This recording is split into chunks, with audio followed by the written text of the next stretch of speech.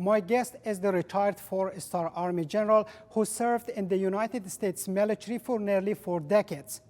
David Petraeus became one of the best-known U.S. generals during the war on terror in Iraq and Afghanistan.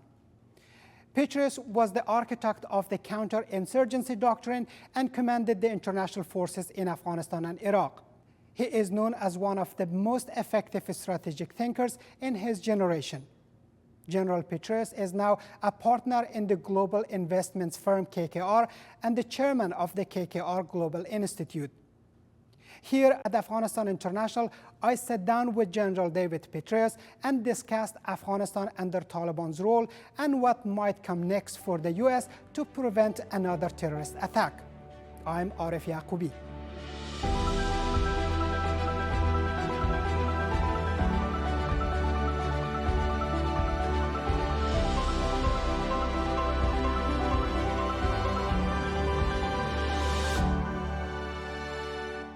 General David Petraeus, it's an honor to have you on. Privilege is mine, thank you. General Petraeus, in the past 2 years, many things happened regarding Afghanistan, and the country is now under Taliban's rule. Sir, what strikes you the most, considered all things in Afghanistan? Well, I guess my heart goes out to the Afghan people, 50% of whom are malnourished, 50% of which can't have a meaningful life, if you will, cannot participate in business, cannot go to high school, college. Of course, there I'm referring to the female part of the population. So no, this Taliban takeover, the control, by and large, has been quite disastrous on many accounts. Now, don't get me wrong. In some areas, particularly in some of the rural areas that were the battlegrounds between Afghan and coalition forces and the Taliban and Haqqani and others, the level of violence is dramatically reduced. We should acknowledge that. We should recognize that the Afghan government had its shortcomings, to be sure. The situation was very, very far from perfect. It had been deteriorating in a number of ways. But at the end of the day, I would still submit that the lot in life for the average Afghan during the 20 years or so after the toppling of the Taliban in 2001 was considerably better than is life under the Taliban now. And tragically, I think it didn't have to turn out this way. I think there were alternatives to the U.S.-led coalition departing. I think that we could have, you could not win in Afghanistan, given the sanctuaries that the Taliban and Haqqani enjoyed in Pakistan, and a variety of other challenges that were very, very significant in Afghanistan. It's almost difficult to construct a more challenging scenario than what existed in Afghanistan. But that said, I think that we could have continued to manage the situation, and that would have been a better alternative than the withdrawal that brought about the collapse of the Afghan security forces and the Afghan government. Sure. So in the past 2 years, Taliban didn't allow the girls to go to school. There are people across the country that are deeply unhappy with the current situation. And also, the latest report from the UN Security Council indicates that Al-Qaeda is deeply embedded with Taliban in Afghanistan. Taliban are connected with Al-Qaeda in different levels. They have partnerships. Some of them got married with each other, and it is complicated. And the UN report says that the Taliban are supporting Al-Qaeda, and Al-Qaeda got a new safe place in Afghanistan. Does it make you concerned, sir?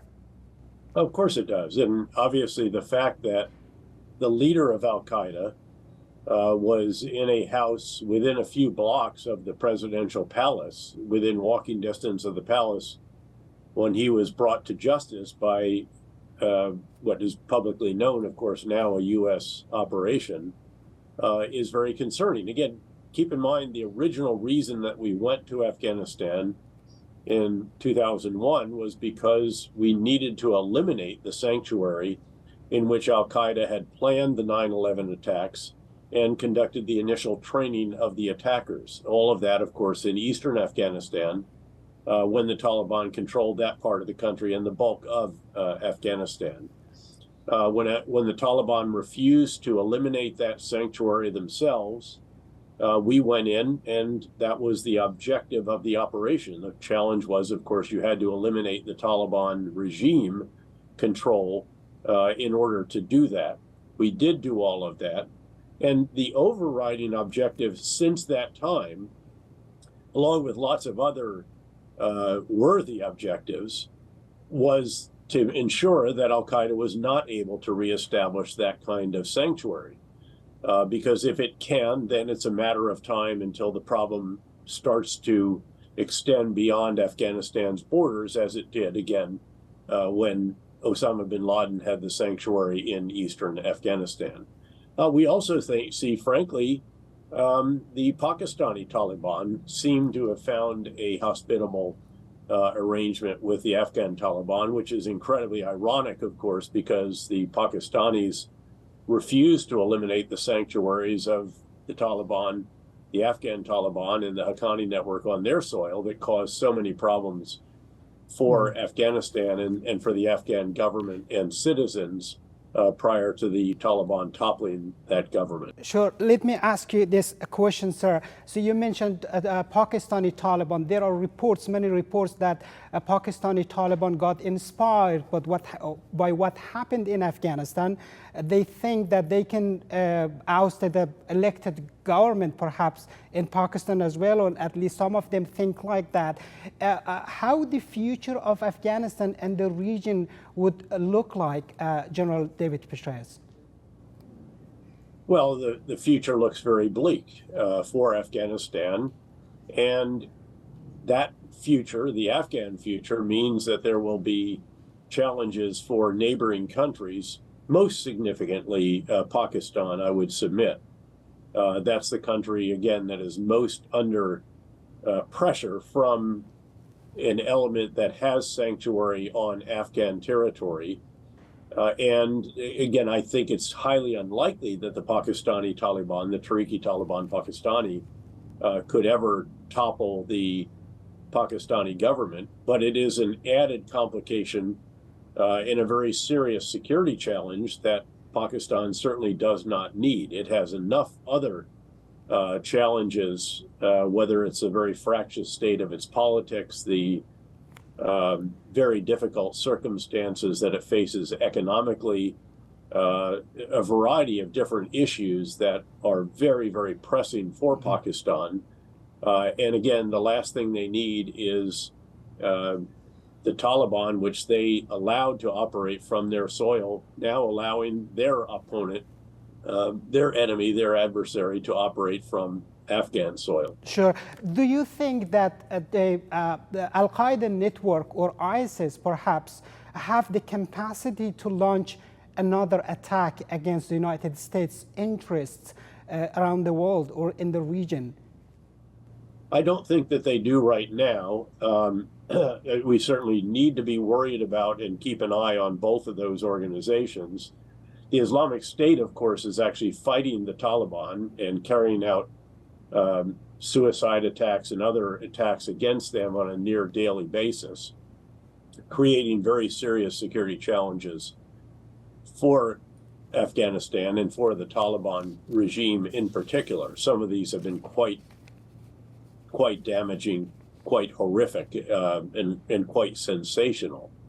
So that is an added complication. I don't think that the Islamic State can carry out activities beyond that region at this point in time. And really by that, I mean principally Afghanistan and to a lesser degree, Pakistan. The Al-Qaeda elements are worrisome because reportedly, and I'm sure you've seen these same open source reports, there are Al-Qaeda training camps in various locations in Afghanistan that reportedly have been established. And that is worrisome. Again, I don't see that having the kind of broad reach that Al-Qaeda had under Osama bin Laden. But we have to keep a very careful eye on that. And it may be that there have to be further actions against the extremist elements, because we've all learned that if you don't keep an eye and pressure on Islamist extremists, if you allow them to reconstitute themselves, as was the case, for example, with the Islamic State in Iraq and also in Syria, then you have to take action subsequently. And keep in mind that Islamic State element established the first ever caliphate, where they actually controlled a substantial swath of territory from northeastern Syria into northern Iraq, including Mosul, the traditional capital of the north, and then stretching down a couple of provinces south of Mosul as well. And that organization was inspiring and directing and guiding attacks in Europe against our closest NATO allies. And of course, that was one of the reasons why President Obama decided to send U.S. forces back into Iraq and then also into northeastern Syria to support the Iraqi security forces and our partners on the ground in Syria in eliminating that caliphate, destroying also not just the ground caliphate, but doing enormous damage to the cyber caliphate, the virtual caliphate that they had established as well, which was very, very dangerous indeed. So again, we have to keep an eye on these organizations wherever they are in the world. That includes in Afghanistan. I'm confident that my old comrades in the intelligence world are doing just that. We have demonstrated the ability to take action, if necessary, so-called over-the-horizon action. But obviously, it's much more challenging if you don't have the kind of infrastructure that we used to have on Afghan soil and more broadly in the region.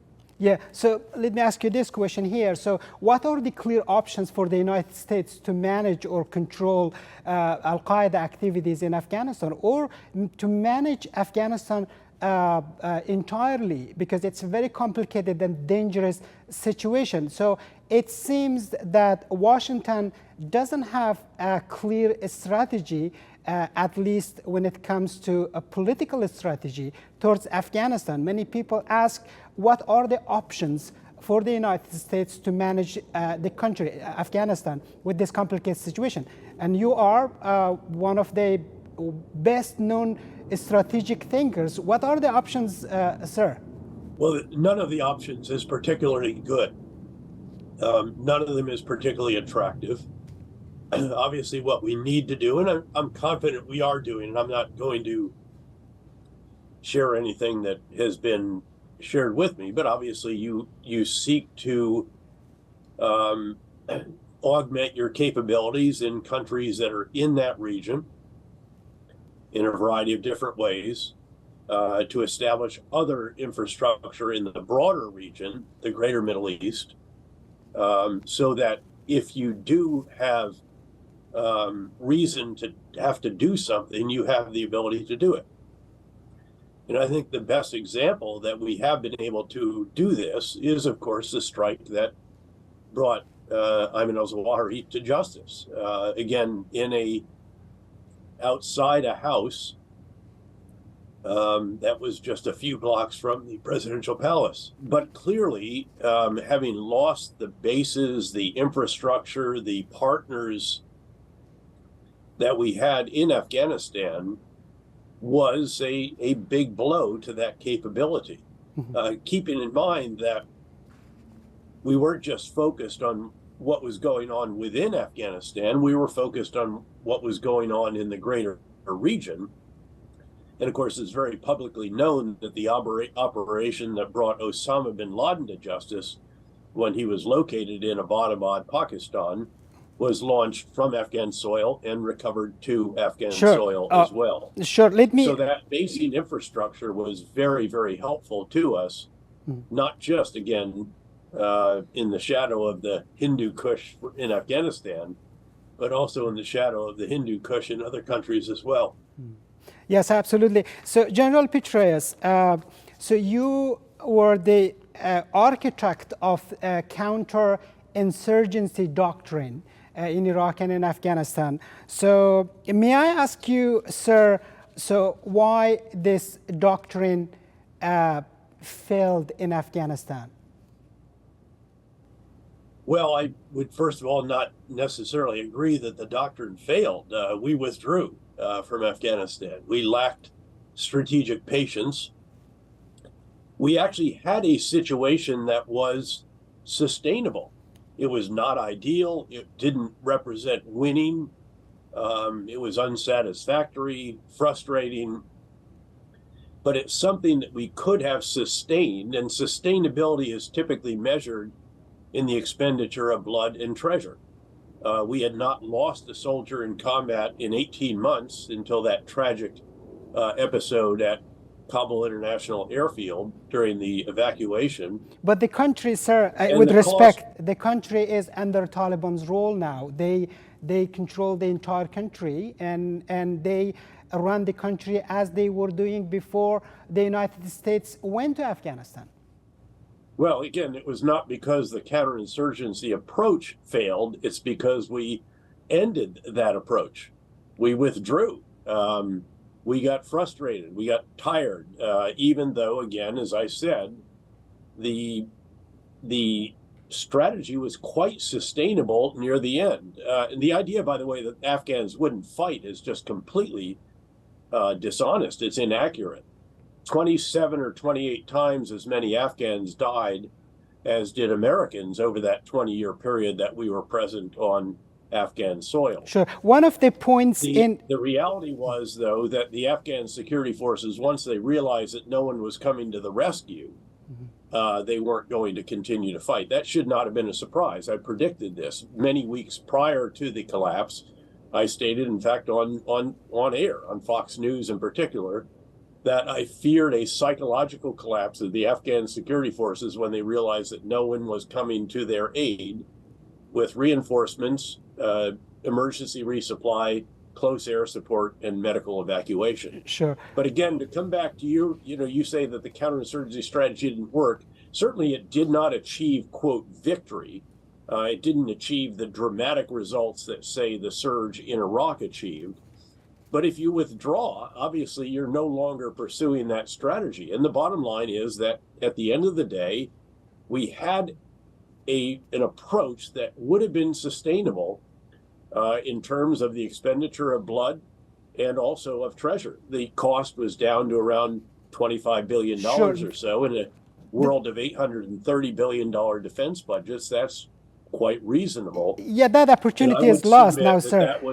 I would submit that was preferable to what followed the withdrawal, which was, of course, the collapse of the Afghan government, the Afghan security forces, and Taliban taking control of the country once again and taking that country back to an 8th century interpretation of ultra conservative Islam. One of the main points in your doctrine was to win the hearts and minds of locals.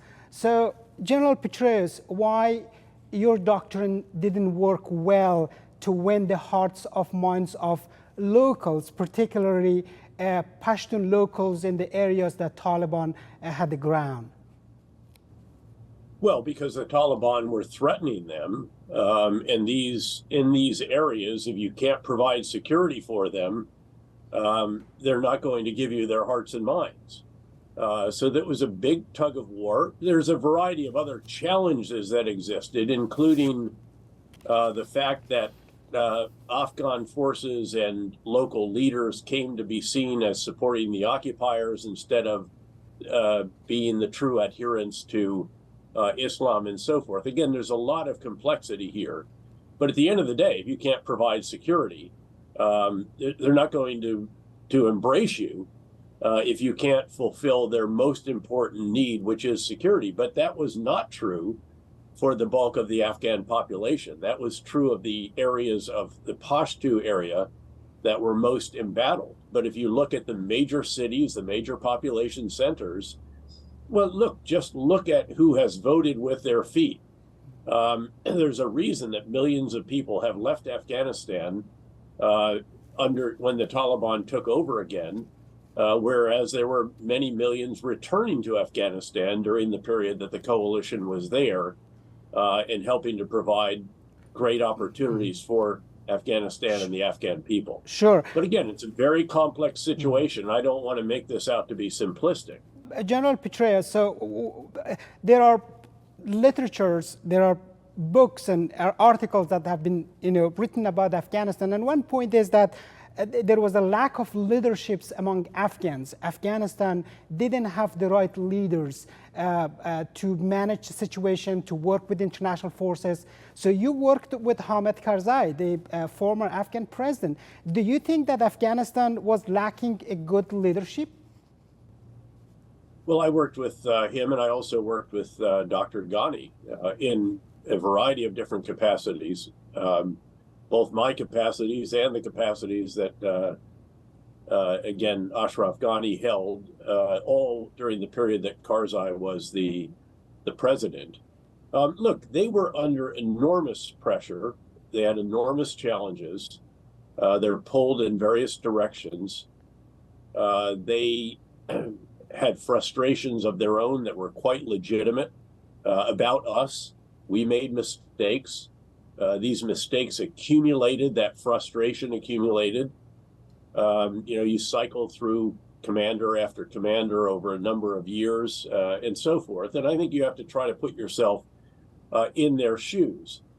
I will observe that at the end, obviously, what we did not see in Afghanistan is what we are seeing in Ukraine, where everyone from the president on down has vowed to fight for Ukrainian independence and sees what's going on as a war of independence for their country, which of course was in contrast to how the situation ended in Afghanistan. And some of that obviously is very disappointing to see.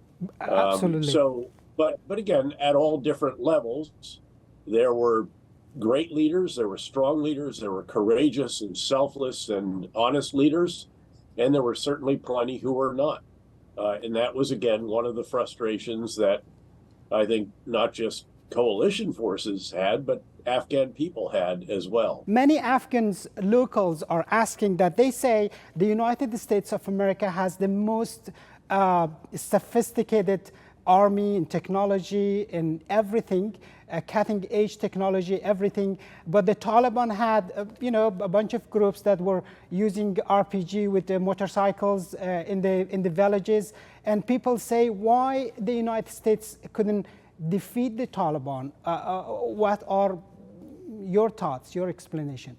Well, there's a number of reasons. I highlighted one of those earlier, and that is the sanctuary that the Taliban had in Pakistan, in the Baluchistan area for the Afghan Taliban, and then in North Waziristan for the Haqqani network. And our Pakistani partners would not deal with that themselves, and they wouldn't allow us to deal with it by and large. So I think that was arguably the single biggest of all of the factors.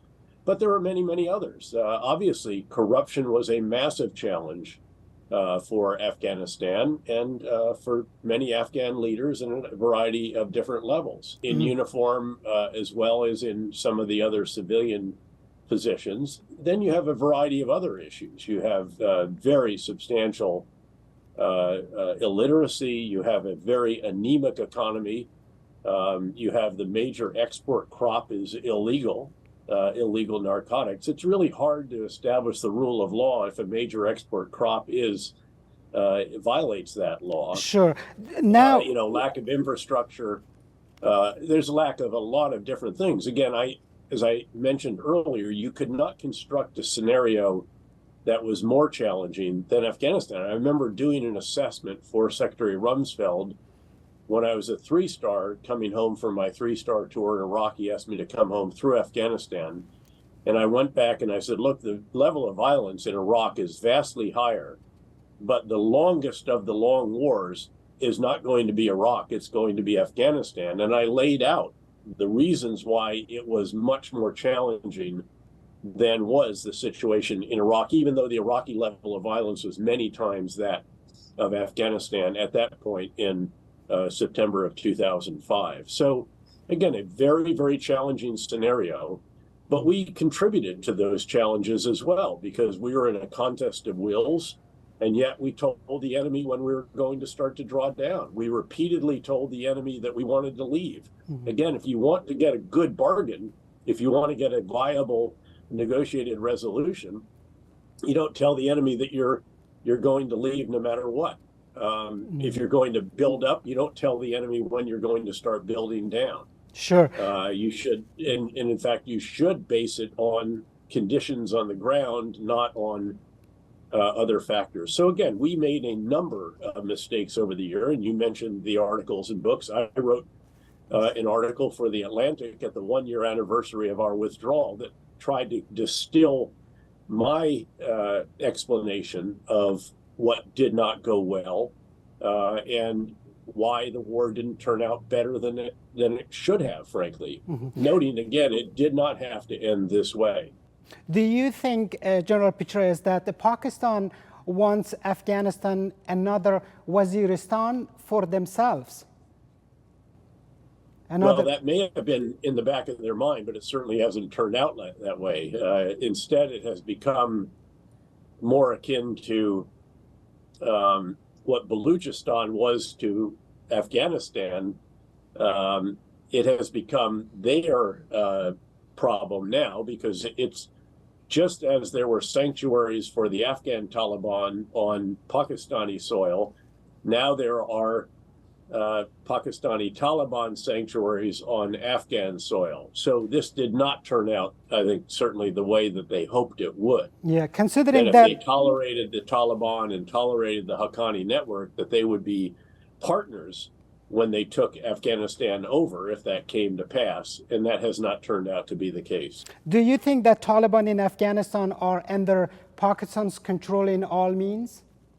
No. Why so? They're clearly not.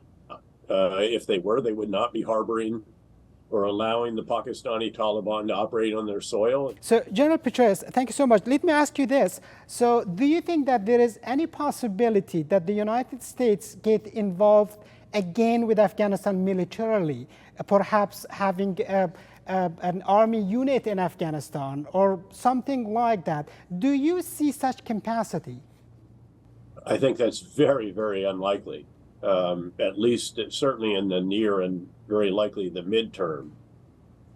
Certainly we need to understand what's going on in Afghanistan. We need to watch very carefully what happens with Al-Qaeda, with these reported training camps that they're establishing, with the Islamic State and what they're doing, and whether or not either of these organizations could carry out Islamist extremist attacks beyond Afghan soil and beyond the region.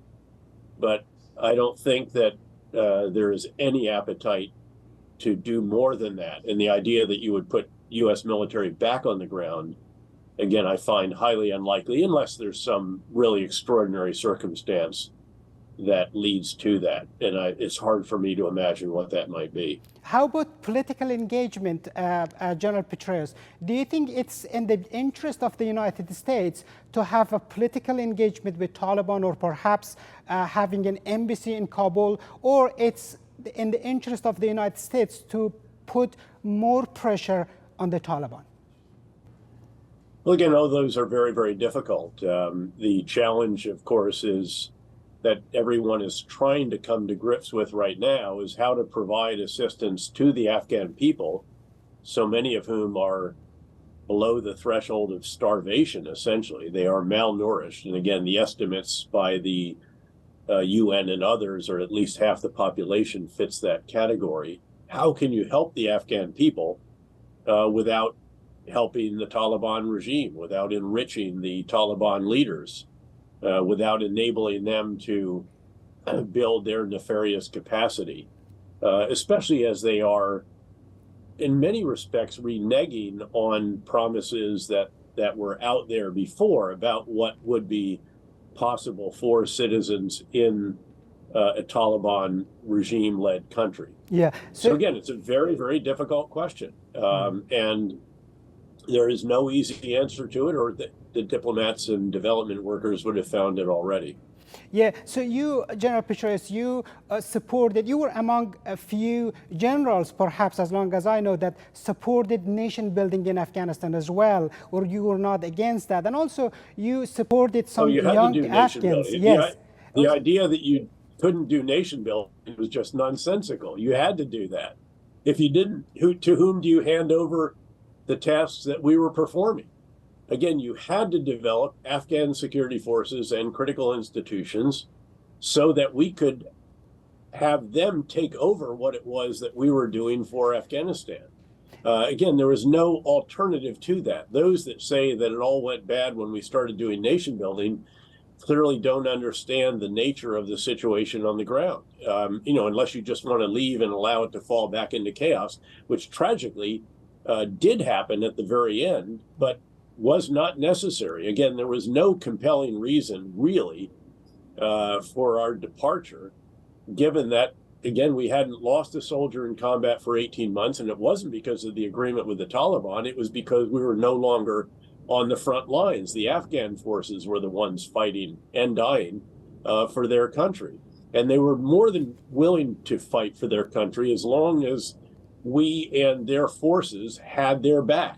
But once we left and then the air assets degraded in operational capacity, there was just no way that you should expect them to continue to fight. But Sure. Obviously, you have to build partner capacity or you're going to continue to perform the tasks forever. There are, I think you supported some Afghan youngs, some girls for education. So many Afghan young Afghans know you, they listen to your great speeches, and they are looking now and say, look, the United States failed us, and the international community failed us. We are alone now, but they have changed. There is a new generation in Afghanistan that, completely different than what we had perhaps before 1990s. So they look at the United States. What are the options, the possible options that the United States could support them again for the future, and those young Afghans perhaps have a better future, more connected to the international world, to the United States, and have more freedom and a lifestyle that they deserve? Well, first of all, we are continuing to support Afghan students and others outside of Afghanistan. And you're right. My wife and I funded a scholarship that sent an Afghan woman to the American University in Kabul for a number of years. That's obviously not an option at this point in time. But as to what can be done inside Afghanistan, as long as the Taliban are in control, the options are very, very limited.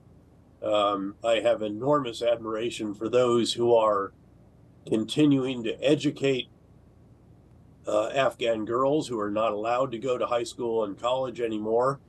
Enormous admiration for a variety of other Afghans who are trying to continue to serve their fellow citizens. But the mechanisms for supporting that just no longer exist in the way that they did before. And I am at a loss as to how it is that we can continue to do what it was we used to do and what we used to celebrate. Again, the spirit of those who were in the university in Kabul, the American University of Afghanistan, was extraordinary. Remember, there was a suicide bombing that was carried out, and I remember some of the students that survived that came to Washington, and they said, we will die to get an education if we have to. Tragically, that opportunity is no longer possible for women in Afghanistan, nor is the opportunity even to go to high school. So again, it's a massive step backward for Afghanistan. Again, I don't necessarily feel that we failed Afghans. I think that there's some Afghans that failed Afghanistan as well, frankly. And there needs to be some serious soul searching among, again, Afghan leaders and Afghan citizens and everyone else. And perhaps looking at, how has this transpired in some other countries, including, for example, Ukraine. Yeah. But again, I'm at a loss as to what it is that can be done, given the situation on the ground and the absolute control that is exerted by the Taliban. Do you think, General Petraeus, that the United States lost the region to China and to other countries like Russia and Iran, and particularly China? There are reports that China is in Afghanistan. They are trying to establish some relationships with Taliban. They are already did. Do you think that pulling out from Afghanistan means that the declining of the United States leadership or influence in the region, in Asia? Clearly, the withdrawal from Afghanistan dramatically reduced American military capabilities in Central and to a much lesser degree South Asia. No question about that. I mean, that is indisputable. Some other countries may try to take advantage of that. The Russians have not done a particularly impressive job, frankly. I think their invasion of Ukraine has been a very cautionary tale for the Central Asian republics, states that, of course, used to be Soviet republics. They have no desire to be in the Russian orbit the way that they were in the past. And I think they're certainly open to economic activity with China, but not wanting to be, again, Chinese satellites either. And frankly, the Chinese experience has been a bit rocky. Keep in mind that they bought a copper mine south of Kabul and eventually withdrew from that because of violence there. Yes, now the Taliban control the country, but do they really have sufficient security in a world in which you have the Islamic State and some other resistance forces? Yeah. Their experience in Pakistan has been, again, a very mixed bag. They've experienced violence in the port that they have tried to establish, the roads and other infrastructure that they've sought to build, the debts that have been incurred by Pakistan in doing that should be a cautionary tale to others as well. So again, this is just a very, very difficult landscape. Other countries won't have the same qualms that we do about the Taliban's repressive rule, perhaps. But at the end of the day, this is going to be a very, very difficult, very challenging country. And we haven't talked, of course, about the friction between Iran and Afghanistan either over water rights and flows and a variety of other issues that Iran has with Afghanistan. So the way forward is just going to be exceedingly difficult. And I don't think you should sugarcoat that. That is the reality, I'm afraid. One of the most effective way to fight Taliban back in days was a night raids. I have heard from many locals that Taliban were scared out from that, and that was quite effective. But it was complicated, sometimes catastrophic, and you were there at the time. So explain that. Was that sort of like trap that Taliban laid out to use as a tool when some civilians were killed to provoke people's emotions against the United States and waning the war through that somehow? Well, certainly the Taliban would seek to take advantage of any mistake or any casualties, civilian casualties, which is why we sought, especially when I was the commander, to reduce those to the absolute minimum. Keep in mind that in war, mistakes do happen. There are innocent lives lost. There is damage to infrastructure. That is just the reality. And the Taliban sought to capitalize on that whenever possible. Of course, the irony is that in the final 10 years or so of the coalition time, the preponderance of the civilian casualties was caused by Taliban actions, not by coalition actions. But again, that was certainly one of the challenges.